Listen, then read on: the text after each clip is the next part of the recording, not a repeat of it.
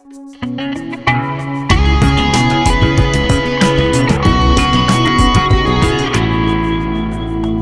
I'm Attorney John Cucci, and welcome to the Cucci Street Law School.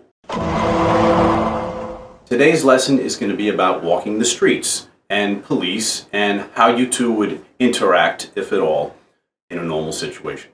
So, in the United States, which is the greatest country in the world, there is the thing called the Constitution that governs our laws. It also governs how government can interact with you and you with it. So let's start by talking about walking the streets. When you're walking the streets in America, in just about any place across the country, you can walk, talk, or do anything you want on the street. What you can't do, or what you get in trouble for, is committing a crime or otherwise causing a danger to somebody. In other words, you've heard of a stop and frisk. That's where the police walk up to somebody and stop them and frisk them and put their hands on them and check them. Well, that was going on in New York City and some other places, but it has been found to be unlawful. You're not allowed, as a police officer or a government actor, you're not allowed to just walk up to somebody you don't like and frisk them, whether it's because of their color, the clothes they're wearing, or whatever it is. The law in the United States is a police officer cannot stop and frisk you unless there is probable cause. And let's talk about probable cause. So probable cause is a catchphrase in the law which determines whether or not a police officer can interact with you, stop you, frisk you, or arrest you. They have to have a probable cause that you're either committing a crime or about to commit a crime or about to harm yourself or somebody else severely.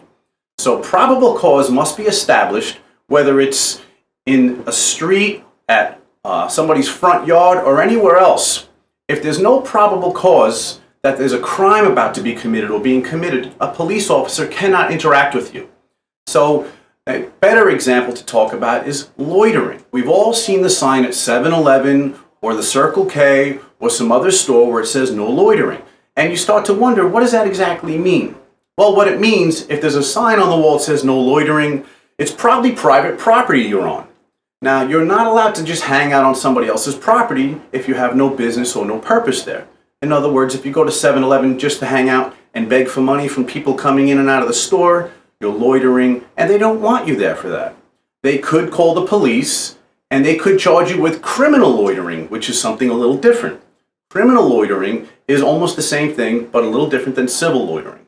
So if you and your friends decide to go to the local store and just hang out and you're not buying anything at the store, you have no business with the store, you don't work for or with the store or the people therein, then you really aren't allowed to be there.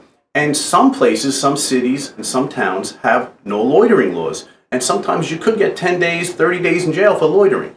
So remember, folks, know the Constitution, know you are protected when you walk around the United States, in the city, in the suburbs, or anywhere. As long as you're not doing anything wrong, the cops cannot bother you.